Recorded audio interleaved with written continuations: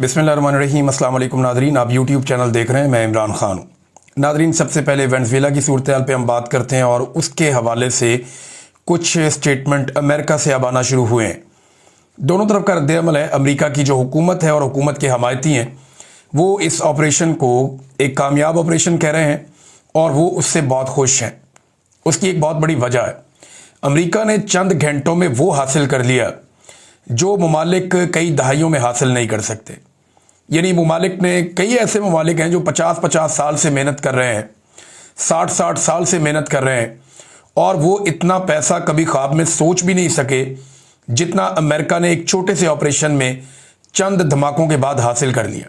ये बहुत बड़े वसाइल हैं। सिर्फ इनमें मैं तेल का जिक्र करूं तो आप हैरान हो जाएंगे। इसके अलावा वहाँ पे सोना भी है, दीगर धातें भी हैं, बहुत कीमती धातें हैं जो मुस्तकबिल में बहुत काम आने वाली हैं। उनका तस्करा अगर हम छोड़ दें अभी और सिर्फ वेनेज़ुएला में मौजूद हम तेल के ज़खायर की बात करें तो आप हैरान हो जाएंगे कि ये इतने बड़े ज़खायर हैं। ये दुनिया के सबसे बड़े तेल के ज़खायर हैं और अमली तौर पे अब ये अमेरिका के हो गए हैं। डोनाल्ड ट्रंप ने बिल्कुल साफ कह दिया है कि हम वेनेज़ुएला की देखभाल करने के लिए, वेनेज़ुएला को चलाने के लिए हम यहाँ से खतीर रकम निकालेंगे। साथ उन्होंने ये कहा कि जो ममालिक वेनेज़ुएला से तेल खरीदते हैं हम उन्हें तेल बेचेंगे। हुगो चावेज़ का जब दौर था, ये 2013 में इसका इंतकाल हो गया था कैंसर से, तो ये अमेरिका के लिए बड़ा टफ आदमी रहा और ये वेनेज़ुएला का सरबराह था। तो इसके दौर में ये 30 लाख बैरल तक तेल निकालते थे, लेकिन फिर इसकी मिकदार कम होती गई। अमेरिका ने बहुत पाबंदियां लगवा दी और ये 4-5 लाख बैरल तक आ गया। अभी भी आजकल ये कोई 10 लाख बैरल के आसपास तेल निकालते थे। इनका बड़ा जो खरीदार है वो चाइना है। तो अमेरिका ने साफ कहा, जब सवाल पूछा कि अगर चाइना वगैरह एतराज करेंगे तो उन्होंने कहा जी हम उनको तेल बेचेंगे। जिन ममालिक को तेल चाहिए उनको हम तेल बेचेंगे और हम यहां से तेल निकालेंगे। अमेरिका इसको अपना हक समझता है। बहुत सारे अमेरिकन ये बात कर रहे हैं। अमेरिकी हुकूमत अब निगरानी करेगी, निगहबानी करेगी वेनेज़ुएला की। वहां का सदर और उनकी अहलिया वो उठाकर अमेरिकन ले गए और वो लेकर गए हैं उन्हें जराइम की पादाश में कि इन्होंने स्मगलिंग की है और स्मगलिंग की है मंशियात की, जिसकी वजह से इन पे केस चलाया जाएगा अमेरिका में। हकीकत क्या है, ये तो वक्त के साथ साथ चीज़ें खुलती हैं। तारीख बड़ी जालिम चीज़ है, लेकिन अमेरिका के अंदर से जो चंद आवाज़ें उठ रही हैं, ख़ास आवाज़ें उठना शुरू हो गई हैं पहले ही दिन, वो मैं आपके सामने मामला रख देता हूँ। लेकिन ये जो तेल है ना, 303 अरब बैरल, ये इसकी जो मालियत है वो कम से कम 17.3 ट्रिलियन डॉलर्स है। 1 ट्रिलियन डॉलर जो होता है ना, वो 1000 अरब डॉलर होता है। पाकिस्तान के टोटल जो ज़खायर है ना वो 16-17 अरब डॉलर के करीब पहुंचते हैं, बड़ा हम जोर लगाते हैं। तो आप अंदाजा करें ना, हमारे ज़खायर जितने हैं उनको 1000 से आप मल्टीप्लाई कर दें, यानी 17 ट्रिलियन अमेरिकी डॉलर्स। ये इतनी बड़ी, यानी आप सिर्फ अमेरिका की और चाइना की दोनों की जीडीपी अलग करें ना, बाकी सारी दुनिया की जीडीपी से ज्यादा ये रकम है जितने की ये ज़खायर है। अब अमेरिका अगर इन ज़खायर को बेचता है अगले चंद सालों तक तो वो ट्रिलियंस ऑफ डॉलर्स कमा सकता है। अमेरिका ने अफगानिस्तान के अंदर जो जंग लड़ी थी उसमें मुबैना तौर पे जो कहा जाता है, जो दावा किया गया, बेशुमार पैसा खाया भी जाता है, लेकिन अमेरिका का ये दावा है कि अफगानिस्तान की जंग और ये जो इराक की जंग हुई थी, अमेरिका को लगभग कोई 2 ट्रिलियन डॉलर में पड़ी थी। अब ये चंद घंटों की कार्रवाई ने, और वहां से क्या कमाया अफगानिस्तान से अमेरिका ने? कुछ खास कमाई नहीं की। बहुत सारी मादनियात मिली उन्हें, लेकिन खास बड़ी कमाई ऐसी नहीं हुई जो चंद घंटों के इस ऑपरेशन में हो गई। अब ये 17.3 ट्रिलियन डॉलर्स का तेल है जो दुनिया भर की, चाइना और अमेरिका को छोड़ के जो जीडीपी है उसकी मालियत से भी ज्यादा है। चंद घंटों में कमाई की है। अब ये हो गया जी अमेरिका का। अमेरिका ने कह भी दिया हमारा है, हम यहां से इसको निकालेंगे। और जो वहां की अपोजिशन थी वेनेज़ुएला में, जिन्हें लगता था कि ट्रंप आएगा और उनके लिए बड़ा फायदा हो जाएगा, खासतौर पे वो जो खातून थी मारिया कुरीना, जिनको 2025 का अमन का नोबेल इनाम भी मिला, उनके बारे में डोनाल्ड ट्रंप ने कहा, उन्हें उम्मीद लगी थी कि वो सदर बन जाएंगी। पहले खबरें भी आ रही थी, पता नहीं उन्होंने हलफ उठा लिया कुछ इस तरह चीजें। लेकिन डोनाल्ड ट्रंप का ये एक स्टेटमेंट मेरे सामने गुजरा, उनका वो बहुत अच्छी है मगर उनके मुल्क में उनकी इज्जत नहीं है। तो फिलहाल जो नायब सदर हैं उनके बारे में डोनाल्ड ट्रंप ने कहा वो काम चलाएंगी और उन्हें काम करना पड़ेगा। और डोनाल्ड ट्रंप के जो लोग हैं जो डोनाल्ड ट्रंप के करीबी साथी हैं वो निगरानी करेंगे वेनेजुएला के अंदर इस सारे अमल की। उन्होंने कहा जी जरूरत पड़ेगी हम इससे बड़ा हमला करेंगे और ज्यादा फौज भी जमीन पे उतार सकते हैं। तो ये जनाब अमेरिका ने कार्रवाई की है। अब इसके ऊपर जो रद्द अमल आ रहा है, सबसे पहले मैं आपको एक ट्वीट माइक पोम्पियो का पढ़ के सुनाता हूं। बहुत इंपॉर्टेंट आदमी है ये। डोनाल्ड ट्रंप के जब पिछला दौरे हुकूमत था तो उसमें वज़ीर खारजा थे डोनाल्ड ट्रंप के, अभी मार्को रूबियो हैं, पहले माइक पोम्पियो थे। तो माइक पोम्पियो ने कहा कि अब जो ईरानी रजीम है वो खतरे में है और वहां पे बहुत ज़्यादा एहतजाज हो रहे हैं, और उन्होंने शहरों के नाम भी लिए, बल्कि उन्होंने कहा कि दर्जनों शहरों के अंदर एहतजाज हो रहे हैं। उन्होंने मशहद का नाम लिया, तेहरान का नाम लिया, जहदान का नाम लिया, लेकिन साथ ही उन्होंने एक जुमला लिखा माइक पोम्पियो ने, जिसमें उन्होंने लिखा नेक्स्ट स्टॉप बलूचिस्तान। ये उन्होंने क्यों लिखा? बलूचिस्तान भी मादनियात से भरा हुआ है, यानी अगर वेनेजुएला में बहुत ज़्यादा तेल है तो फिर याद रखिएगा कि ईरान में भी बहुत ज़्यादा तेल के ज़खायर है और उन पे भी तेल बेचने पर पाबंदी है, जबकि बलूचिस्तान में बेशुमार मादनी वसाइल हैं और ये सारी दुनिया जानती है क्योंकि टथियान बेल्ट जो है वो यहाँ से गुजरती है और इस बेल्ट के ऊपर बेशुमार मादनी ज़खायर मौजूद हैं। सोना है, कॉपर है, लिथियम है, बेशुमार मादनियात हैं, रेयर अर्थ मिनरल्स हैं। तो उन्होंने कहा जी कि नेक्स्ट स्टॉप बलूचिस्तान। पाकिस्तान की गवर्नमेंट को इसके ऊपर सवाल ज़रूर पूछना चाहिए। ये ट्रंप के एक पुराने साथी हैं और उन्होंने डोनाल्ड ट्रंप को, मार्को रूबियो को और CIA डायरेक्टर के अकाउंट को मेंशन करते हुए ये लिखा कि हैप्पी न्यू ईयर ईरान के हवाले से, और फिर बलूचिस्तान के हवाले से इन्होंने लिखा। तो पाकिस्तान को इसके ऊपर रिस्पॉन्ड करना चाहिए। अब आ जाए वो लोग जिन्होंने तनकीद की और जिन्हें लगा कि ये गलत हो गया, लेकिन पहले एक रॉयटर्स की खबर है कि ये अमेरिका कामयाब कैसे हुआ, किस तरीके से अमेरिका ने इतना कामयाब ऑपरेशन किया। रॉयटर्स ये बताता है, और आहिस्ता आहिस्ता दुनिया का मीडिया इन चीज़ों को खोलेगा, कि बाद ज़राए ने उनको ये बताया। अब ये ज़राए वो बता रहे हैं कि उधर अमेरिका में भी है और वेनेजुएला में भी है। वो ये कहते हैं कि हमारा नाम आप ना बताएं तो हम आपको ये बता देते हैं कि ये इनसाइड जॉब थी। ये मीर जाफर और मीर सादक मौजूद थे वहां पे वेनेजुएला में, जिन्होंने अपने सदर को और उसकी बीवी को पकड़वा दिया। वो कहते हैं जी इस खबर के मुताबिक उन्हें अंदर से इंफॉर्मेशन मिल रही थी अमेरिकन को, और ना सिर्फ उन्हें इंफॉर्मेशन मिल रही थी बल्कि जो मुल्क की मिलिट्री है उसके अंदर अमेरिकन को पूरी सपोर्ट मौजूद थी। यानी ये जो कुछ भी अमेरिकन फौज ने किया वेनेजुएला में, इसके अंदर इस खबर के मुताबिक ये बताया जा रहा है कि वेनेजुएला के फौजियों ने मदद की है। अब ये क्या सारी फौज ने मदद की है या खास फौजियों ने मदद की है? मदद के लिए तो चंद लोग ही बहुत जरूरी होते हैं ना, अगर आप कर लें तो बाकी आप कंट्रोल कर लेते हैं। तो अमेरिका के इस बड़े और कामयाब ऑपरेशन के पीछे ना सिर्फ अमेरिका की मिलिट्री पावर है, बल्कि उनकी जबरदस्त इंटेलिजेंस और उनकी ये सलाहियत कि वो सिस्टम के अंदर घुस के एक रजीम चेंज करने की पूरी कैपेबिलिटी रखते हैं, वो बहुत काम आई। उन्होंने अंदर अपने लिंकेजेस बनाए, अंदर अपने बंदे जो है वो इंस्टॉल किए, बंदों के जरिए से उन्होंने इनसाइड इंफॉर्मेशन हासिल की और एग्जैक्टली वो टारगेट अचीव किया जो वो करना चाहते थे। अब इसमें एक चीज़ और आप याद रखिएगा कि कुछ इतलात के मुताबिक दर्जनों लोग इसमें मारे भी गए उस रात में जब ये खौफनाक ऑपरेशन हुआ, लेकिन अमेरिकन का कोई बड़ा नुकसान इसमें नहीं हुआ। अब जो अपोजिशन लीडर थी मारिया कुरीना, उसको उम्मीद थी कि उसकी बारी लग जाएगी, लेकिन ट्रंप ने उसकी बारी नहीं लगाई फिलहाल, और कुछ लोग कह रहे हैं कि उसको डिच कर दिया गया। सबसे पहले एक स्टेटमेंट मैं आपके सामने रखता हूं ज़ोहरान ममदानी का। ये न्यूयॉर्क के मेयर हैं जहां पे लाया गया है सदर और उसकी एहलिया को, जो वेनेजुएला के साबिक सदर और एहलिया है। तो उन्होंने कहा जी सुबह जो है मुझे ब्रीफ किया गया कि हमारी मिलिट्री ने कैप्चर किया है वेनेजुएला के प्रेसिडेंट निकोलस मादुरो और उनकी वाइफ को, और इन्हें जो है वो कैद करके यहाँ पे न्यूयॉर्क में लाया जाएगा। और साथ ही उन्होंने ये कहा कि ये यकतरफा हमला था एक कौम की सॉवरेनिटी के ऊपर, एक कौम की खुदमुख्तारी के ऊपर यकतरफा हमला था, और ये एक तरफ जो यकतरफा हमला होता है किसी कौम के ऊपर, वो एक जंगी कदम होता है, एक्ट ऑफ वॉर उन्होंने इसे करार दिया। और ये उन्होंने ये भी कहा कि ये फेडरल और इंटरनेशनल लॉज की खिलाफ वर्जी है, कि डोनाल्ड ट्रंप की हुकूमत ने जो किया वेनेजुएला में, ये ना सिर्फ अमेरिका के बल्कि बैनुल अक़वामी कवानीन की खिलाफ वर्जी की है।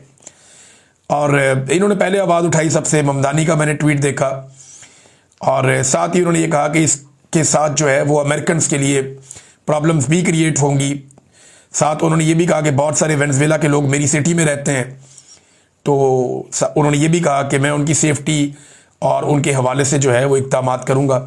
ये ममदानी ने सबसे पहले बात की, इसको गलत करार दिया। फिर ये एक जर्नलिस्ट हैं एलन मैकलियर्ड, ये बताते हैं जनाब कि ये पहला रिजीम चेंज ऑपरेशन नहीं है अमेरिका का। अमेरिका ने सिर्फ ये जो लैटिन अमेरिका के ममालिक हैं, जो अमेरिका के साथ जो ममालिक हैं, यहाँ पे कितने रिजीम चेंज ऑपरेशन किए उसकी उन्होंने तफसीलात लिखी हैं। नंबर 1, 1952 में क्यूबा के अंदर रिजीम चेंज ऑपरेशन किया गया, ग्वाटेमाला में 1954 में, एल सल्वाडोर में 1980 में, और इसके बाद जनाब एक कंट्री है होंडुरास, ये जनाब 2009 में, निकारागुआ ये जनाब 1980 में, पनामा में 1989 में, हेटी में 1959 और 2004 में, पीरू में 1962 और 1975 में, और डोमिनिकन रिपब्लिक में 1965 में, वेनेजुएला में 2002 में भी रिजीम चेंज ऑपरेशन हुआ था, बोलीविया में 1980 में, पैराग्वे में 1954 में, ब्राज़ील में 1964 में, चिली में 1973 में, अर्जेंटीना में 1976 में और उरुग्वे में 1973 में। तो ये इतने सारे रिजीम चेंज अमेरिका ने किए हैं। उन्होंने सारी की सारी डिटेल बताई हुई है कि इक्का दुक्का जगह छोड़ के ऑलमोस्ट हर मुल्क में, यहाँ पे ज़्यादातर मुल्कों में अमेरिका ने कभी ना कभी कोई रिजीम चेंज ऑपरेशन किया हुआ है। ये एलन मैकलियर्ड ने बताया, जो एक जर्नलिस्ट हैं। अच्छा, उसके बाद जी एक अलेक्जेंड्रिया जो इस वक्त कांग्रेस वुमेन है अमेरिका में, उनका एक ट्वीट है। उन्होंने स्टेटमेंट दिया कि ये ड्रग्स से मुतालिक नहीं था, ये जो भी हुआ ये कुछ और था। अगर ये ड्रग के मुतालिक होता तो पिछले ही हफ्ते एक बहुत बड़े ड्रग डीलर को या एक बहुत बड़े स्मगलर को, जो ड्रग्स की स्मगलिंग करता है और पूरी दुनिया के अंदर एक बड़ा ड्रग डीलर है, उसे पिछले महीने डोनाल्ड ट्रंप माफ़ी ना देता अगर ये मनशियात से मुतालिक होता। उन्होंने कहा ये तेल से मुतालिक है और रिजीम चेंज से मुतालिक है, ये कांग्रेस वुमेन ने कहा। इसके बाद एक और क्रिस्टल बॉल एक जर्नलिस्ट हैं, उन्होंने बाकायदा नाम लेकर बताया कि जॉन ऑरलैंडो ये एक बहुत बड़ा ड्रग ट्रैफिकर है। इसके बारे में उन्होंने कहा जी कि क्योंकि डोनाल्ड ट्रंप के कुछ दोस्त नाराज़ हो रहे थे और उसकी वजह से इसे पिछले महीने आज़ाद किया गया, इसे माफ़ी दी गई है डोनाल्ड ट्रंप की जानिब से। और अगर आप ये यकीन रखते हैं कि वेनेजुएला के अंदर जो भी किडनैपिंग हुई है और हमला हुआ है ये ड्रग से मुताल्लिक है, तो मैं आपको ये बता दूं कि ऐसा नहीं है। और मैं आपकी मदद कर देती हूँ ये जानने में कि डोनाल्ड ट्रंप ने पिछले ही महीने एक बहुत बड़े, पूरी दुनिया के अंदर जो जाना जाता है ड्रग डीलर के तौर पे या स्मगलर के तौर पे, जॉन ऑरलैंडो, उसको माफ़ी दी है सिर्फ अपने कुछ दोस्तों की नाराज़गी से बचने के लिए। इस किस्म का इन्होंने एक मफादात का खेल इसको करार दिया। तो ये खातून भी इसके ऊपर बोली हैं। तो अमेरिका में भी आवाज़ें उठ रही हैं रिजीम चेंज ऑपरेशन के खिलाफ, ये जो वेनेजुएला में हुआ है। अब कुछ लोग इसको बहुत पॉजिटिव कह रहे हैं कि अमेरिका ने बहुत बड़ा छक्का मार दिया है, बहुत सारे अमेरिकन बहुत खुश हैं। अच्छा, कुछ लोग ये कह रहे हैं कि यहाँ पे अमेरिका में बहुत बड़े मसाइल पैदा हो चुके हैं हेल्थ केयर के हवाले से, और बहुत ज़्यादा उसकी कीमतें बढ़ गई हैं, बहुत पैसा इसमें बढ़ गया है, लोगों की पहुँच से बाहर चीज़ें हो रही हैं। तो इस वजह से तवज्जो हटाने की एक कोशिश है। कुछ और केसेस हैं जिनसे तवज्जो हटाने की कोशिश है। सब अपनी अपनी बोली बोल रहे हैं, लेकिन जो अमेरिकन गवर्नमेंट ने किया है ये अमेरिका को तो फ़ायदा ही देगा। उसकी वजह यह है कि अमेरिका ने बेशुमार पैसे का रास्ता खोल लिया। अगर वो इस पर काबू करके रखेगा ना डोनाल्ड ट्रंप और अमेरिका, तो अमेरिका में डॉलर इतनी तेज़ी से आएंगे, पैसा इतनी तेज़ी से आएगा कि कमाल हो जाएगा। और यूरोप इसके ऊपर बोला भी नहीं। अच्छा, एक सवाल और उठाया जा रहा है, फ़र्ज़ करें रशिया जाके यूक्रेन में यही हरकत कर देता है जो अमेरिका ने कर दी वेनेजुएला में। एक बड़ा खौफनाक ऑपरेशन प्लान करता है, ज़ेलेंस्की को उठाता है और वहाँ से लेके रशिया पहुँच जाता है, तो फिर दुनिया का क्या रद्द-ए-अमल होगा? या आप सोचें ताइवान में चाइना यही कर देता है, अचानक से जाता है अटैक करता है चाइना ताइवान के अंदर, या आप किसी और मुल्क में समझें, या आप ये समझें शुमाली कोरिया जाता है और जापान के अंदर से इसी तरह उठा के ले जाता है वहाँ की गवर्नमेंट को। तो इसका आप मतलब क्या समझेंगे? ये ना दुनिया ये सवालात भी उठा रही है साथ साथ। लेकिन एक बात हमें दुनिया के बारे में जाननी चाहिए, और वो उर्दू की एक सादी सी मिसाल है, जिसकी लाठी उसकी भैंस। अब आ जाए पाकिस्तान में। पाकिस्तान में भी यही कानून चल रहा है कि जिसकी लाठी उसकी भैंस। और कम से कम उस दिन तक तो यही कानून चल रहा है जिस दिन तक पाकिस्तानी ये लाठी अपने हाथ में नहीं ले लेते। जिस दिन 25-26 करोड़ लोगों ने लाठी थाम ली, उस दिन बंद कमरों के फैसले हमेशा के लिए बंद हो जाएंगे और चीजें किसी और तरह डील होना शुरू हो जाएंगी। स्ट्रीट मूवमेंट के लिए काफी भागदौड़ शुरू हो गई है नाज़रीन, बहुत तेजी से इसके ऊपर काम हो रहा है। अब बहुत सारे मनाजिर भी दिखाई दे रहे हैं और बहुत सारा टेक्निकल काम अभी होना बाकी है, अभी टाइम भी है इनके पास। लेकिन सिंध हुकूमत ने थोड़ा समझदारी और मैच्योरिटी का मुजाहरा किया और वो ये कह रहे हैं कि हम वेलकम भी करेंगे, मुराद अली शाह दावत भी देंगे और वो चाहेंगे कि सुहेल अफरीदी उनसे आकर मिले भी। तो ये बड़ी अच्छी बात है, ये मुलाकात होनी चाहिए।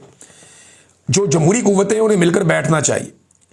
चाहे कुछ लोग इस वक्त एस्टेब्लिशमेंट के टुकड़ों के ऊपर हैं, लेकिन देखें हैं ये सारे लोग सियासतदान हैं। अल्टीमेटली मुल्क इनको चलाना चाहिए, ना कि एस्टेब्लिशमेंट को। अगर ये मिलकर बैठते हैं तो एक जंग के बाद भी लोगों को टेबल पे ही बैठना पड़ता है, तो अच्छी बात है टेबल के ऊपर बैठें, टेबल टॉक करें। सियासतदान यही करते हैं। कायदे आज़म ने को मुक्के मार मार के आज़ाद नहीं करवाया था बंदूकें चला के पाकिस्तान को, टेबल के ऊपर बैठ के वो गुफ्तगू के अंदर जो है वो नॉकआउट करते थे, फिर एक बहुत बड़ी तहरीक चली थी। तो सियासी तहरीकों के जरिए से मुल्क आज़ाद होते हैं या अवाम अपने हकूक हासिल करते हैं, लड़ाई से नहीं होता, और टेबल के ऊपर ही बैठ के फिर एंड में मसला हल होता है। तो सिंध हुकूमत अगर खुद को इतना जमहूरी साबित कर रही है तो पीटीआई के पास एक मौका है कि वो कराची में एक जलसा अनाउंस कर दे हफ्ते या एतवार के लिए। यानी हफ्ते या एतवार के लिए अगर पीटीआई एक जलसा ही अनाउंस कर दे कराची में, एक दरख्वास्त दे दे सिंध हुकूमत को, जनाब हमें एक जलसा भी आप करने दें, फिर अगर आप इतने जमहूरी बन रहे हैं तो अच्छी बात है। पाकिस्तान तहरीक इंसाफ को कई साल के बाद कम से कम मौका मिलेगा खैबर पख्तूनख्वा से बाहर कोई जलसा करने का खुलेआम, और यहां पे पूरी पाकिस्तान को, पूरी दुनिया को मैसेज भी चला जाएगा कि इमरान खान की मकबूलियत कितनी है, और हुकूमत और एस्टेब्लिशमेंट को भी पता चल जाएगा कि इमरान खान साहब या उनके लोग कितने पानी में, इनको पता चल जाएगा। तो कराची में जरा फ्री हैंड देकर देखे सिंध हुकूमत, बेशक इनको 3 दिन का टाइम दे दे कि जी 3 दिन में आप जितने लोगों को बुला सकते हैं आप बुला लें, और आप कराची के अंदर फलां जगह आपको दी, आप जलसा कर लें।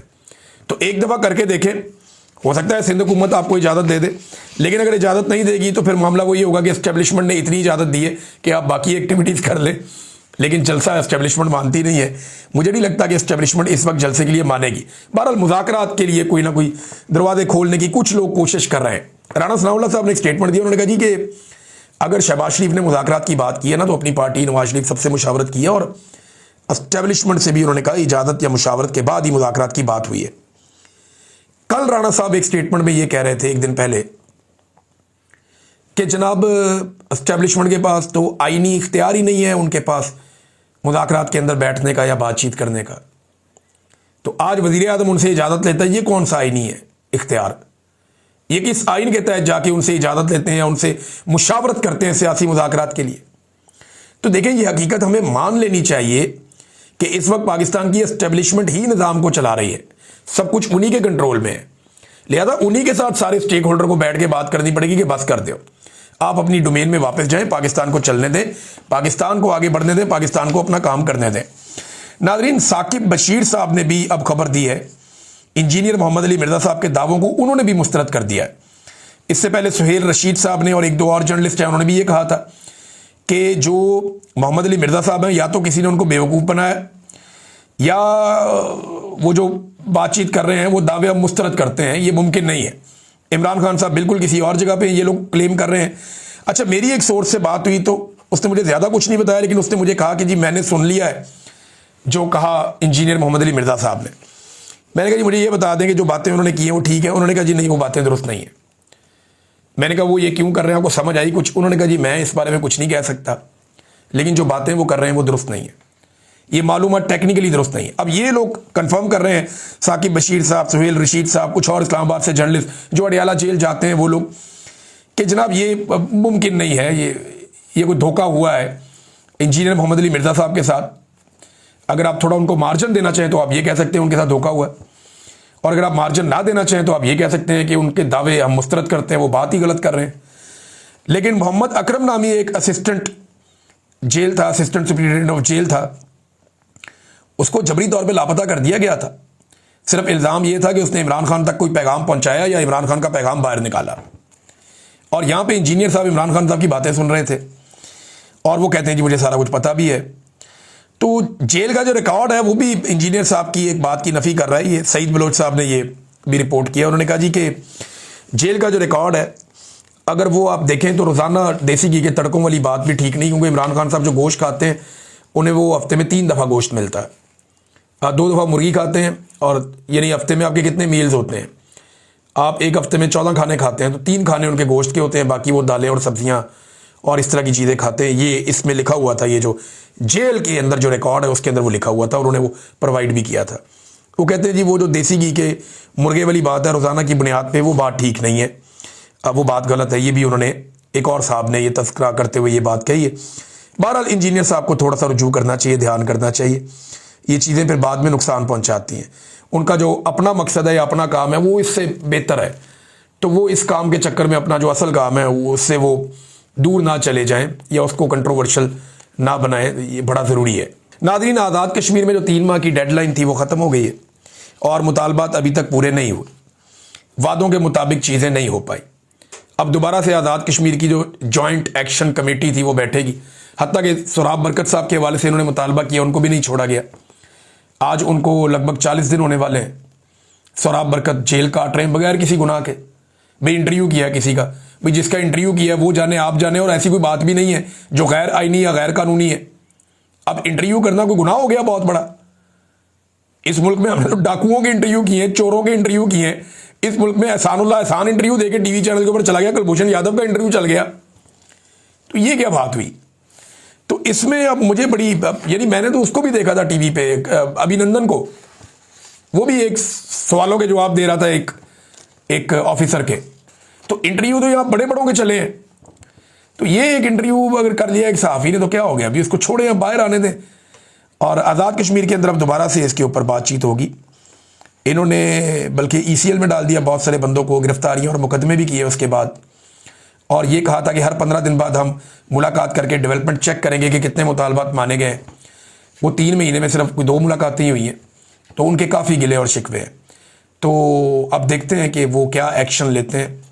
तो अवामी जॉइंट एक्शन कमेटी अब दोबारा बैठेगी। अब तक के लिए इतना ही। अपना ख्याल रखिएगा, अपने इस चैनल का भी। अल्लाह हाफ़िज़।